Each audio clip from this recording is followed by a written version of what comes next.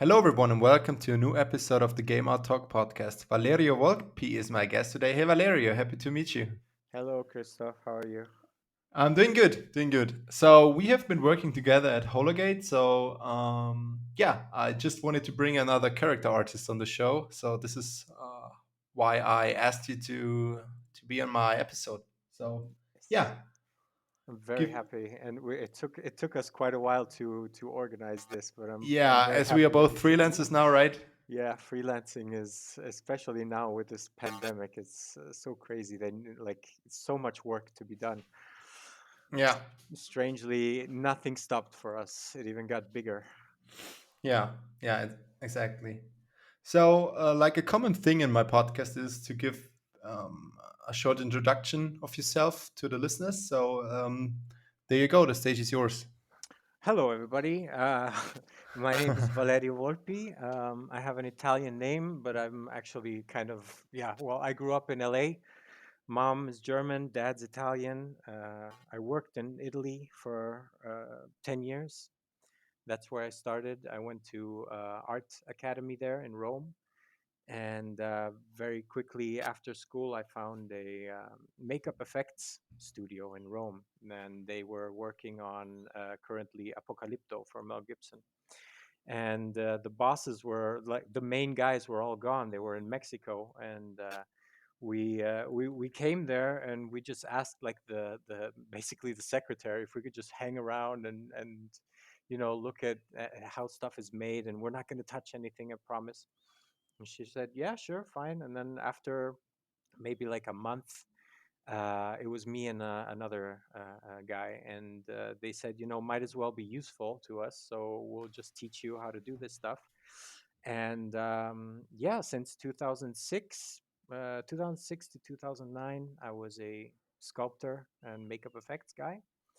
And then the business basically dissolved, and we went our separate ways. And then I started looking into concept art and 3D art, and I started working at a very very very tiny studio. It was like an apartment with three guys in it, and they were doing commercials in Rome at the time. And they also had a small kind of quote unquote academy to teach Maya and this kind of stuff. And yeah, after a couple of years working there, I started being a teacher there for Photoshop and ZBrush. And then around 2015, after about 10 years, I moved to Germany because I was kind of tired of making 500 euros a month under the table, basically, because Italy works like that. You don't really see any contracts flying around.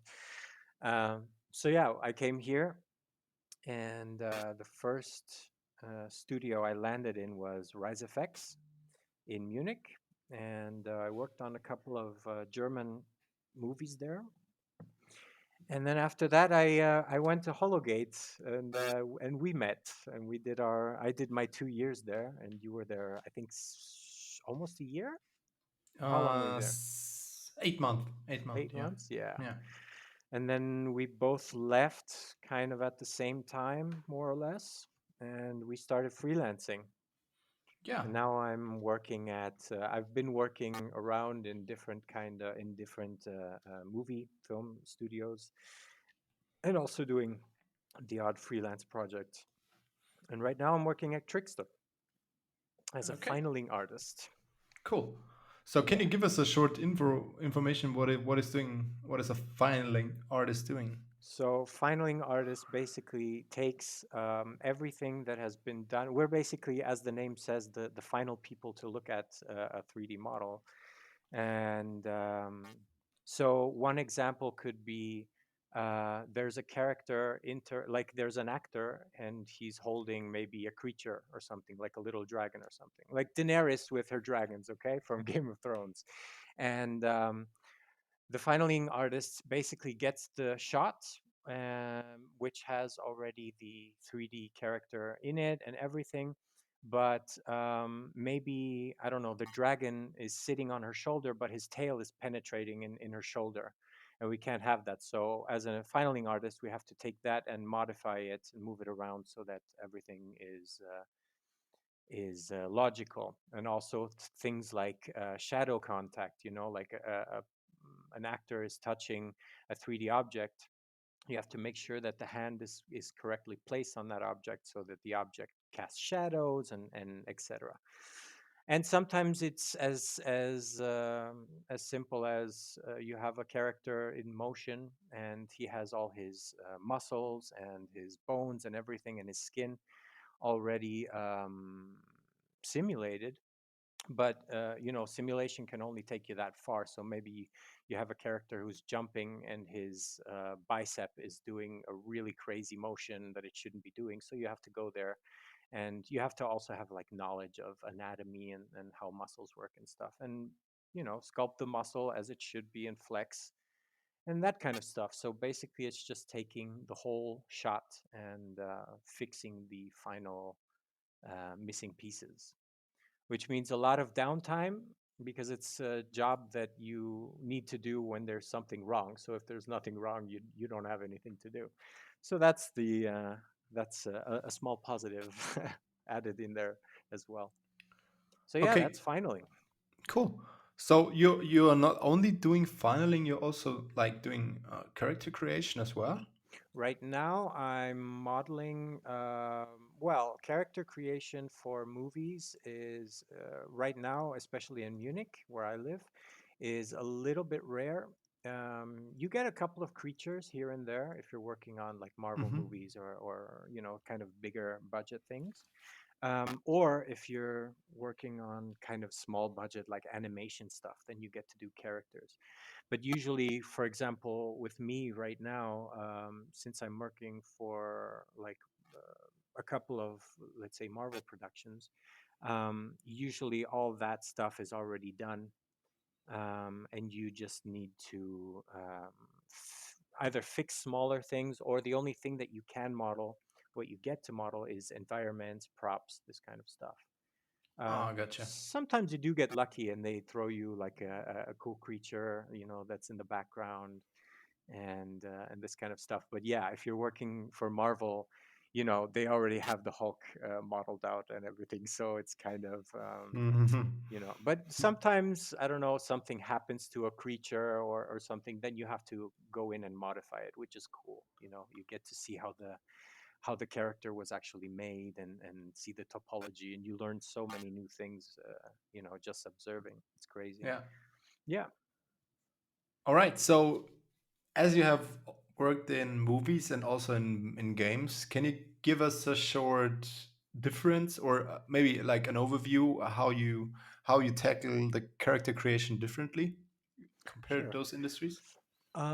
Well, for let's start with video games because I think it's much more straightforward for video games. Video game, you have precise function for everything.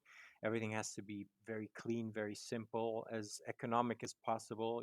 Like the only most important thing is that you save space, whether it's polygonal or texture space. You're always kind of thinking, how can I save, how can I be economic with this. With movies, there's a bit of a difference in that you don't have really a budget most of the time for this kind of stuff, meaning like most of the time, uh, hold on, let me rephrase it. So in games you have um, more precise work that you need to be doing, and you have to be very economical. In movies, there's not much of a budget in terms of, like, for example, texture space. I never had a guy tell me, "Oh, you need to get all these UDIMs or all these UV shells in one UDIM." They basically tell you get as much out there as possible, do everything 8K. It's like being in a Willy Wonka's factory. You can do whatever you want. There's of course restrictions here and there if needed, but usually until now my experience was that I never really had to save budget for anything. The complications with character creation and actually whatever kind of asset that you're modeling for movies is that movies are, well, you can zoom in a lot, and the screen is very big and high resolution, so you have to be very meticulous and very precise with all of the details. Like there's no for example, with video games, you might concentrate on the hands of the character or on the head, you know, or something is so art directed that is art directed in such a way where you should just concentrate on a face or on a silhouette, something like this. Whereas in a movie, you can't really get away with anything because everything is right in front of you on the screen. So even if the character is supposed to be, you're supposed to be focusing on the character's face because he has a particular feature there. You have to also make like the tiniest fingernail on his small toe, to perfection, because everything will be seen. And then you figure out after a couple of months or years that, yeah, you go crazy on these details, and then at the end it's going to be like a 3-second shot, or they cut it out of the movie completely. So um, yeah, that's that's basically the difference, I think, is just economics. I mean, everything else is basically the same. I'm talking about personal experience right now, so I'm not really the highest authority on this, but for me, what I've seen is just on saving texture space versus we don't care, as long as, like, not most of the time they don't even care how the UVs look, as long as they're not overlapping. You can just screw it up as much as you want in movies, whereas in games you have to be like every pixel is has a value. So yeah, that's what I think would be the main differences for movies and games. I can't think of anything else really Okay. important. Yeah. Okay. So, what do you enjoy more? That's an interesting question, because to both there's a different answer. Well, I enjoy games more than movies because when you're making games, there's much more creativity while you're doing it. Um, you can experiment a lot. Even if you have a concept, there's always like a sense of, I'm creating this, and I can also brainstorm while I'm creating it, and find out solutions, maybe, yeah, this kind of things. And the fun part of games is that even with realistic games, you still have this kind of sense of high concept, like fantasy. Even for like a Call of Duty game or something like this, there's always some kind of, I don't know, stylization in there. Even like a small percentage. I'm sure you I don't know, you could say something about this because you're doing a lot of realistic Yeah. weaponry and objects and Yeah. stuff. So I would say that I prefer games because it's more fun to do and to create them. But I prefer movies because when you're finished with the movie, you can actually, there's something that you can watch and you can show your parents, for example, and they're like, oh, I made this in the scene. Go show your parents, whatever, like, hey, dad, go and play Doom for 5 hours and check out my, So it's kind of that in the Yeah. movie industry. Yeah. You're kind of more technical. You have to do everything very precisely. Like if you do get a really cool character to make, like for example, I don't know, they tell you sculpt something for the next The Thing movie, like a really crazy creature.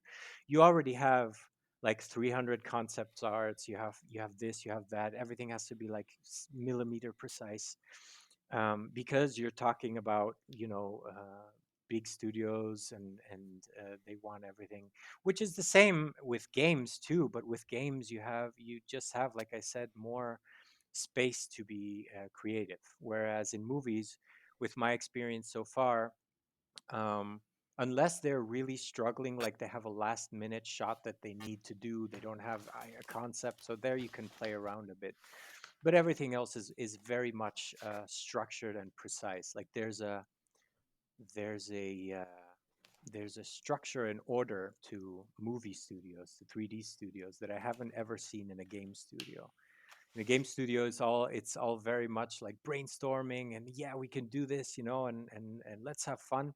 In a movie studio, it's like you meet in the morning.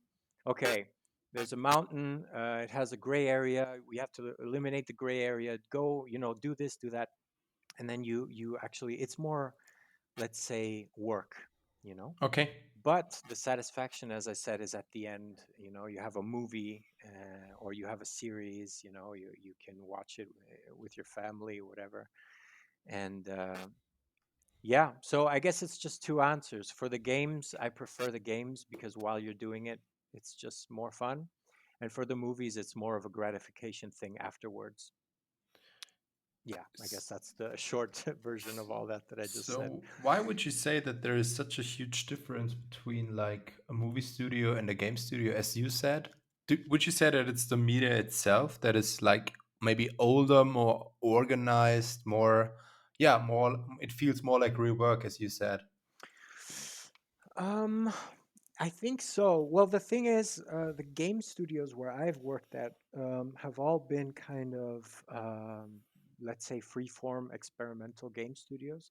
Like when we worked at Hologate, it was also very much, yeah, Yeah, we it have was this like a basic, startup. It was not yeah, like 15 years old, of published course, 20 games or something. yeah. Yeah, But the main yeah, thing there was like, okay, we have an idea for a game. We have like whatever, 3 months to finish it. Go and have fun, basically, with it. yeah, yeah. And the other studios I've worked for, I haven't worked for a huge game company yet, so I can't Mm, really speak from that experience. But yeah, from what I've seen so far, games are just much more. I don't know. There's just something more fun about it. Like there's more. Uh, it's more fun to also just exchange with other colleagues while they're making the game. It's like you're building your own world. Whereas when you're making mm, a movie, it's more like you're kind of a team of doctors, and each one has his kind of corner that he has to go in and fix the little problem. And then when everybody fixed the little problems at the end of the day, then you have a scene. It's more kind of yeah, yeah, it's more kind of a work environment. It's more mhm, precise. Yeah, mhm. I would say that. Okay, okay, cool. Hmm. Um, like as you are a character artist, maybe you can give us a short overview of your workflow when you're doing a character stuff. Because when I look at your portfolio, like everything is character. That's Yeah. that's that's your thing. I'm But trying so hard to get back to characters, but I just keep getting rocks and trees all the time. Yeah. so yeah, maybe you can give us a short overview how you kind of tackle those characters. What is your go-to? So for my personal stuff, it's just it's very I don't really have any ideas ever. Like I don't think of myself as a very creative person initially. Like when it comes to oh, I got this super idea last night. I have to. It always starts with, oh, a duck. Okay. Oh, a duck that looks like, I don't know, Donald Trump. Oh, Donald. Oh, it's always kind of evolving. And for me specifically, it always starts from shapes. So if I don't have any ideas at all, then I just draw random shapes on a paper or on my screen or whatever, and I just start filling them out. Like, oh, this shape might look like a nose. This looks maybe like an arm or something like that. And then I do 6 or 7 of those, and then I pick one that I like, and then I start to add some details on there. Like more and more and more. And then the process just gets so complicated towards the end. Like he has 300 objects on his body. Like it becomes more complicated than the actual idea. Hold on, let me start this. Lass mich noch mal von vorne anfangen. No Yeah, worries. I got Got sidetracked. sidetracked by myself. So um, I would say my process for personal projects would be more just starting out by shapes, because I don't really have. I'm not an idea guy from the beginning, so I start from a shape and I start to fill out that shape with different shape. Like I don't know, I recognize, oh, there's a nose. You know, there's maybe I could put some eyes there. Maybe that's a whole body instead of just a head. And then from there, it just moves on. You know, I add more and more details until I get maybe something that I finish. Of course, the problem there is I have so many projects that I just started and just left there that I have deleted twice, um, entire folders of just begun projects. You just accumulate them and they stay there, and you just start looking at them and get depressed because you're not actually doing them. So I just deleted everything and started fresh, and that's actually pretty therapeutic. I recommend that if you ever have a folder full of stuff that you just begun, never finished, just delete it. You're never gonna get get to it. Just keep the things that you really, really think that one day you really want to do them. Otherwise, just unload that baggage. So, going back to my process, yeah, so it's basically shapes, building them up, and then getting to a specific character in the end, hopefully, you know. And then by the three-quarter point of my process, meaning I didn't even color the pencil drawing yet, or I didn't finish modeling the model, whatever it is, I already know what it's going to look like at the end. So I really lose interest. So I know that I really have to hurry up to finish it because, once you know how it's going to end, that's it, at least in my mind. I really just kind of my motor stops running as fast as it used to. And then if I'm lucky enough to actually finish the thing, I finish it, put it out there, and the next day I completely hate it. So that's the entire process basically. It's very vague. Um, but yeah, the thing with me is I have different processes for different things. I mean, sometimes I do wake up in the middle of the night. Like right now, I have this Batman project that I'm Oh working yeah, on, yeah. and it's yeah, it's kind of it's getting there, but it's like okay, it started like, oh, I saw a lot of these. There's some artists right now playing with the idea of leather parts being from like Louis Vuitton and stuff like this. Like I saw a cool Squirtle Pokemon holding a Pokeball, but the Pokeball was all kind of this Louis Vuitton leather. Hmm. And Hmm. the idea started, oh, what if Batman had a entire suit of armor just made with this kind of leather. And then from there I started drawing a bit and concepting, and then now it's just completely something different. So I wouldn't say that I have a process really. I just get bored with my own stuff very quickly, so I need to find ways to find interest again. Hmm. Yeah, that's it. So it's But basically self-loathing all the time. Like, I hate this. Why am I doing this? I should learn how to draw better and blah blah blah. So then I change it up completely, and it ends up being something else. And then at some point, I just say, you know what, stop. That's enough. You worked on this enough. You're just going crazy. And that's what you see on ArtStation, basically. yeah. Yeah. So when I met you as a person, I always thought that you were more like I just jump right into action and see where I get there, Yeah. Yeah. and you don't do any planning. Oh, how will I move? How will I do that? You're more like yeah, you got the gut feeling for that, Yeah. like you're an artist from a more like emotional side, not from a super crazy organized side, I would say. Yeah, and that was also my big problem for many years because usually, as a conceptor, you're expected to give, like, I don't know, 20 variations on something, 100 variations, five Hmm. variations. I would always do one and say, here it is, like that's Yeah. it. That's the thing I came up with, and I didn't have any other inputs, because, it's like my gut was always telling me, okay, go right, go left, go forward, go, okay, that's it, stop. And then after that I would be like, yeah, that's the idea. What's the problem? There's no other idea except for this. Now I'm much better with that stuff, but yeah, I'm still Hmm. very much not I don't plan things very very through. My accountant can testify to this. Yeah, and I think also as being a freelancer, you can't just rely on your on your feelings, on your emotional art side. You Yeah. also need to become a bit more structured, especially with when working with clients like who have their guidelines, their workflow, their how they handle things, right?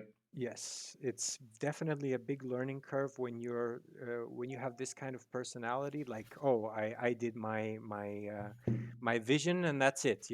When you start working for a lot of different clients, you really start to understand that either you change your mentality, or you have a very very limited client base. Like, there's maybe two or three people in the world that would hire you and say, you know what, you're a genius, I'm not going to interfere, you just do your thing. Like a little bit like Hologate. um, Yeah. Yeah. but that's extremely rare. So when you go in with a client, usually they have no idea what they want, but they know exactly how it should be done. You know what I mean? Like, Yeah, they have uh, the final end result in mind, but they don't tell you how you're gonna go to there. It's your exactly. thing, Or right? they don't even know themselves. They just know, oh, I want a dragon there. And then Yeah. you show them like 300 versions and they still don't like it, but they don't know why. So you have to be very flexible mentally to handle this kind of I would say stress, because it can get stressful at times. But we are artists, we're basically making our money with bullshit, so you can't Yeah. really complain too much, I guess. Yeah. Yeah. So what I also saw, like sitting next to you, you're always a dude that is scribbling on the like on paper and always putting stuff out there and yeah, living out the emotional or the artistic side of Yeah. yourself, of your personality.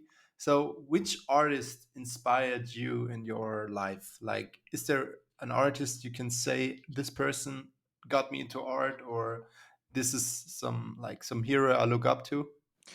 Yeah, well, as I was a kid, I guess my parents were very supportive of me.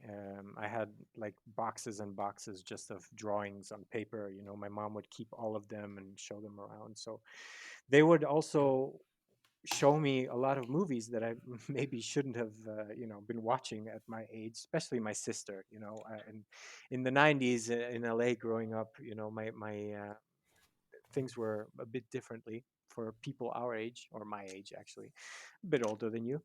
I don't know. I remember things like, oh, when the movie Alien came on, or Interview with the Vampire, or, stuff it's not that bad, but kids shouldn't be watching it. My sister would always call me. It's like, Interview with the Vampire is coming on. So I always grew up with kind of a big kind of movie database in my head. Mm-hmm. But it all kind of really clicked when I started getting more into Giger, HR Giger. For those of you who don't know, he basically had the original Alien idea. Um, I'm saying visually. If you look at all of his artworks, there's basically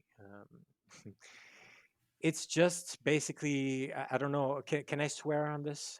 Yeah, go It's ahead. basically dicks and pussies and aliens everywhere.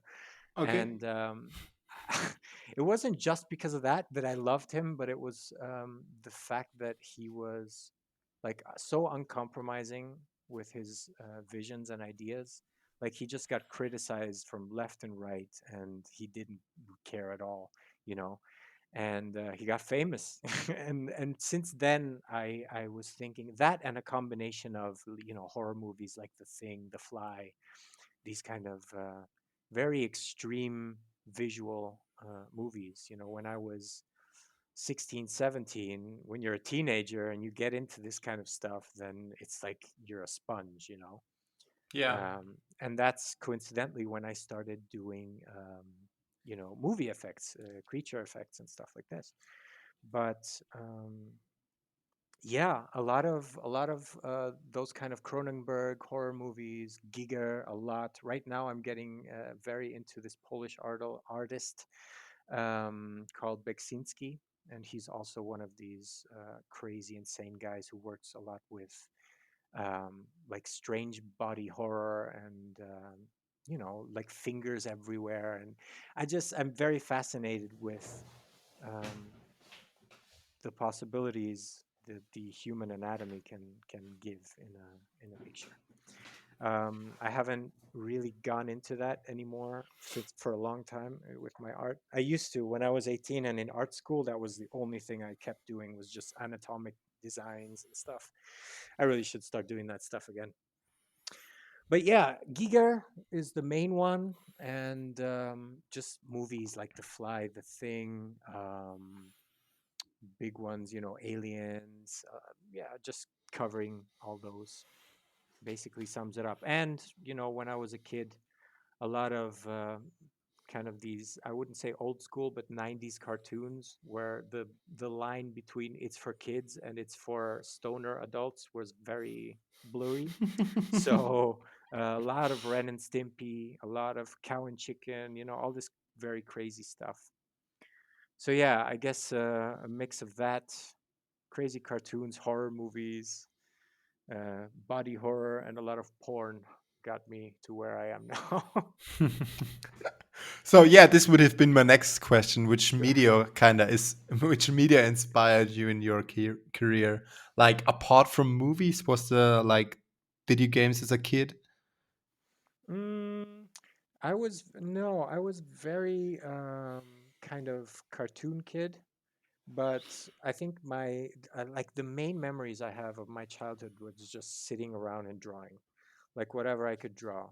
Um, yeah, basically anything. So I think, yeah, cartoons were the main thing when I was a kid. Movies more when I was around my sister, because she's 16 years older than me, and she was like a Ah, cool mm-hmm. sister and stuff, and she let me watch strange movies with her, staying up, and so yeah, I think cartoons, definitely when I was around 16 starting out, I had this whole just horror movie boom. Like I was just watching everything that I could get my hands off, B movies, C movies, whatever. Just get it in, Yes, just sponge it exactly. up. Sponge it up, see where somebody might have fucked up. Oh, I could Mm-hmm. do it like this, I could do it like that. And I was working in a special effects studio, like my first job in my whole life. So I was like a kid in a candy store. Uh, Yeah, it was really great. Good so, time. in an alternate universe, what career would you imagine yourself doing? I think I would have been a cook.